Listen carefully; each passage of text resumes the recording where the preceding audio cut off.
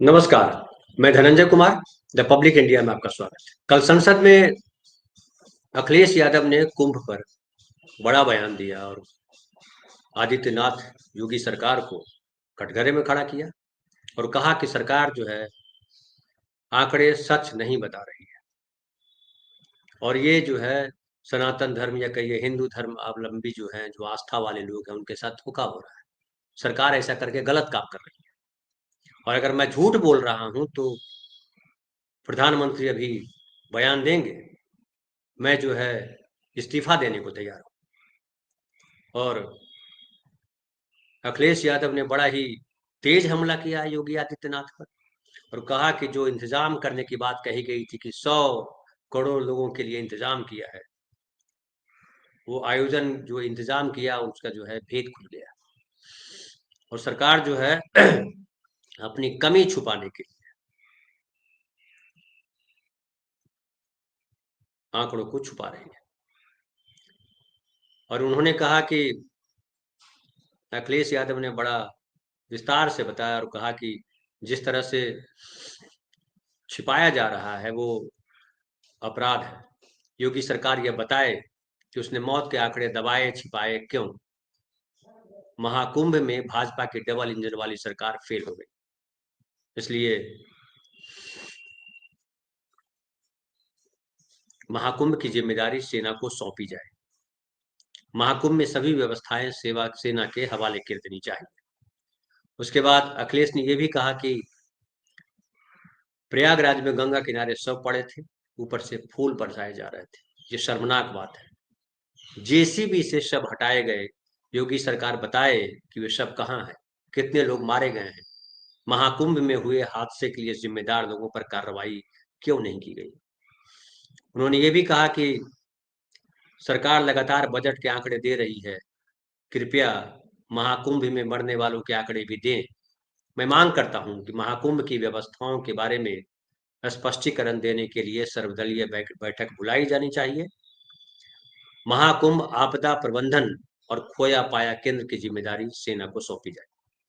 तो तमाम तरीके की उन्होंने जो है बातें कही और ये भी कहा कि जो मौत के आंकड़े हैं, घायलों का इलाज है, दवा, डॉक्टर, भोजन, पानी की उपलब्धता, परिवहन सुविधाएं, सब कुछ संसद में पेश किया जाना चाहिए। और ये कितनी दुखद बात है कि उत्तर प्रदेश के मुख्यमंत्री ने हादसे में हुई मौतों पर शोक व्यक्त नहीं किया। उन्होंने कहा कि राष्ट्रपति द्रौपदी मुर्मू और प्रधानमंत्री मोदी ने शोक जताया तो 17 घंटे बाद सरकार ने मौत होने का सच स्वीकार कर लिया। ये वो लोग हैं जो आज भी सच को नहीं स्वीकार कर रहे हैं। ये सारे आरोप जो है अखिलेश यादव ने लगाए। अब सरकार, प्रधानमंत्री क्या बोलते हैं ये तो जब अपना भाषण करेंगे तो पता चलेगा, लेकिन दोनों सरकारें, चाहे नरेंद्र मोदी की सरकार हो चाहे आदित्यनाथ की सरकार हो, कुंभ में जो घटनाक्रम हुए हैं उसको दबाने में लगे हुए। हेमा मालिनी का भी बयान आया। हेमा मालिनी ने कहा कि कोई बड़ी घटना नहीं है, हम लोग कुंभ में गए और बड़ा आराम से स्नान किया, सब कुछ कुशल है। इतना बड़ा आयोजन है, कुछ छोटे मोटे हादसे होते रहते हैं।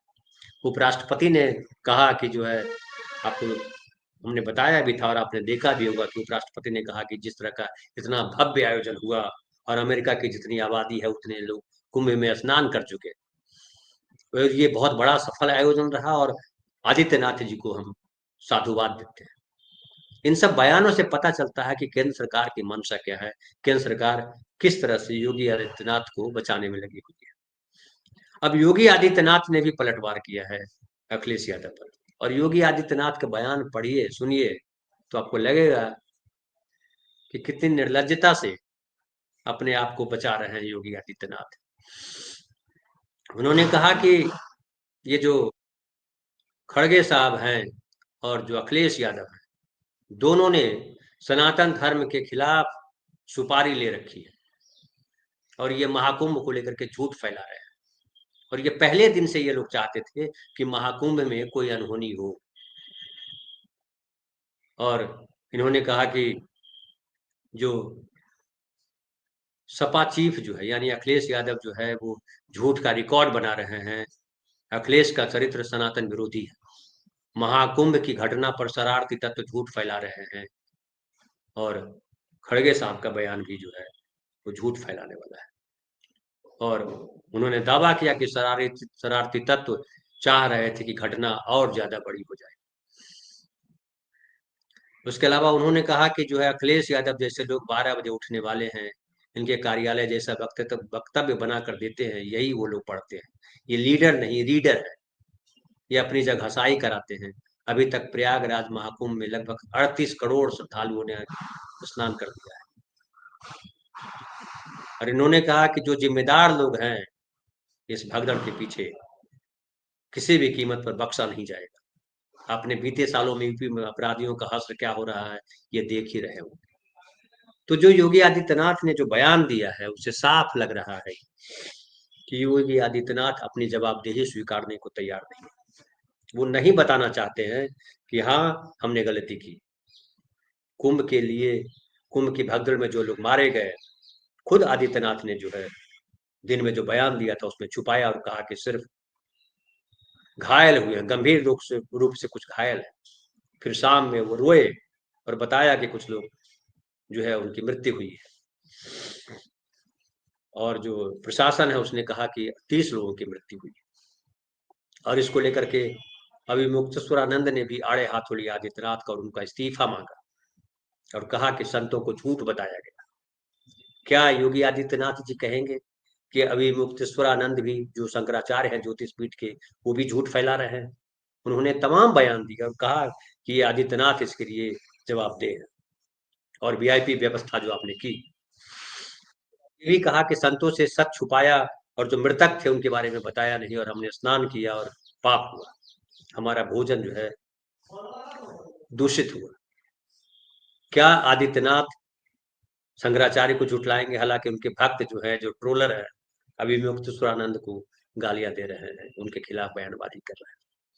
और जो आदित्यनाथ के खिलाफ बोलेगा, जो नरेंद्र मोदी के खिलाफ बोलेगा, वो हिंदू विरोधी है, सनातन विरोधी है, वो भारत विरोधी है। ये 3 तमगे जो है वो जरूर ये लोग दे देते हैं। प्रधानमंत्री भी देते हैं, बाकी नेता भी देते हैं, और ट्रोलर फौज भी देती है। लेकिन क्या जो वो कह रहे हैं वो सच है? और सच जो है वो सबको पता है। लोग कह रहे हैं ये ठीक है कि हादसे होते हैं और जीवन चलता रहता है। जिसके घर में मृत्यु हुई है वो भी जो है 13वीं के बाद सामान्य जीवन जीने लगे और भगवान पर टाल जाएंगे कि ये भगवान की यही मर्जी थी। भगवान पर क्यों टालते हैं लोग? इसलिए कि सरकारें जो है, जो जवाबदेही लेते हैं, जो सरकार में आए हैं, सत्ता में आए हैं कि हम जवाबदेही लेने को तैयार हैं, हम ऐसी व्यवस्था बनाएंगे कि आपको तकलीफ नहीं होगी, वो निकम्मे नकारा साबित होते हैं। जब सरकारें निकम्मी होती है, सरकारें नकारा होती है, तो लोग को भगवान पे भरोसा करना पड़ता है, क्योंकि उसके पास कोई और रास्ता नहीं। और जो लोग वीडियोज आ रहा है, आदित्यनाथ जी को वीडियोज देखने चाहिए जिसमें लाशों के लिए, अपने परिवार परिजनों की डेड बॉडी के लिए कई दिन से इंतजार में खड़े थे, वो भी देखना चाहिए था। जिस तरह से ढेर से लाशें निकाली गई है, वो भी आदित्यनाथ को देखना चाहिए था। और जिस तरह से जूते चप्पलों को जेसीबी के माध्यम से हटाया गया और उसको फेंका गया, उसकी भी पड़ताल करनी चाहिए थी। 38 करोड़ लोग स्नान करके गए, ये आदित्यनाथ के पास आंकड़ा है, लेकिन कितने लोग मरे, कितने घायल हुए, कितने लोगों के परिवार गुम हुए, उनका आंकड़ा उनके पास नहीं। मतलब निर्लज्जता की भी हद होती है।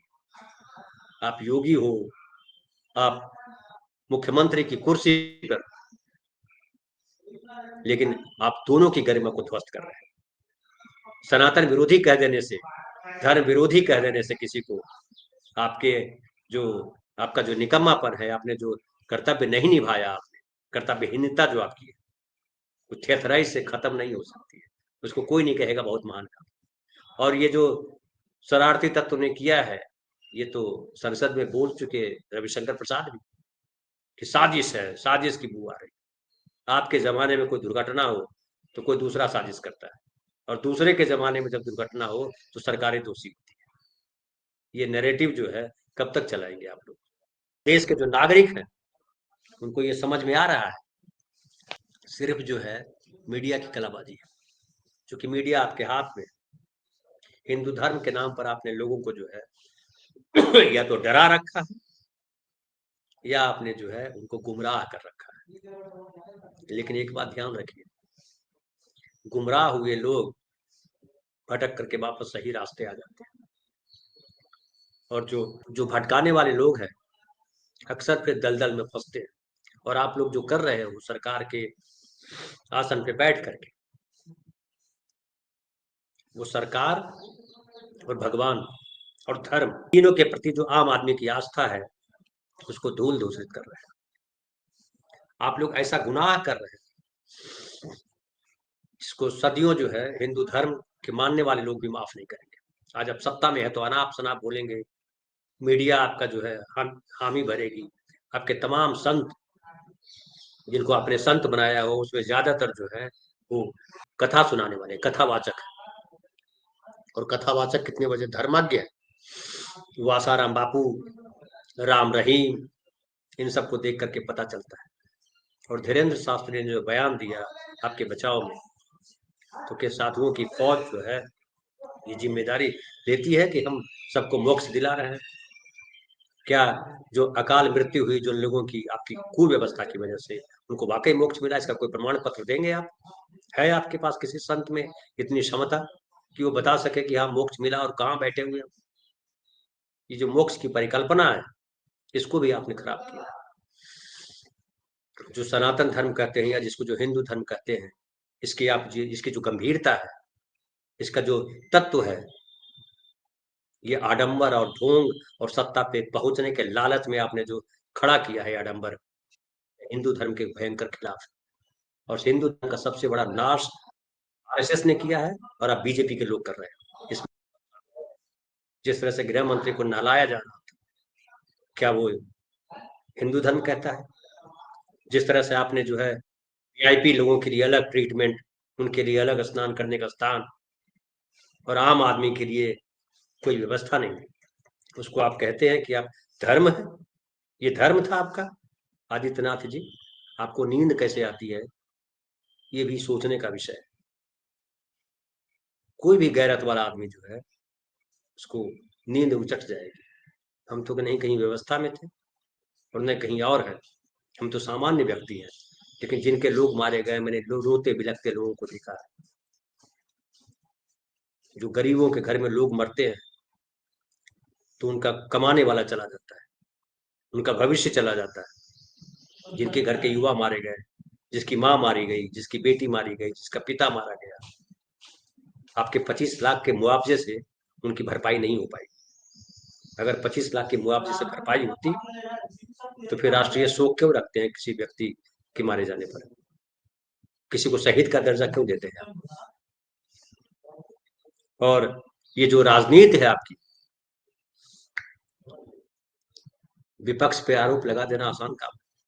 कल आप विपक्ष में आएंगे तो हम आपके साथ खड़े दिखाई पड़ेंगे, क्योंकि सरकारें जो है तमाम कोशिशें करती हैं कि कैसे उसकी अव्यवस्था को, उसकी नाकामी को ढका जाए, और उसके बाद पूरा तंत्र होता है, पूरा मीडिया है।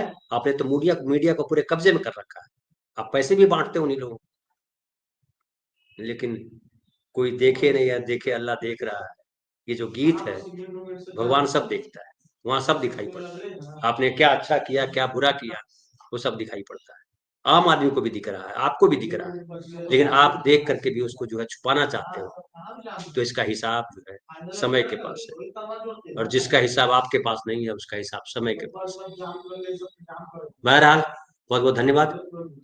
लेकिन ये दुखद है जो बयानबाजी कर रहे हैं आदित्यनाथ जी। कल फिर मिलेंगे किसी नए विषय पर।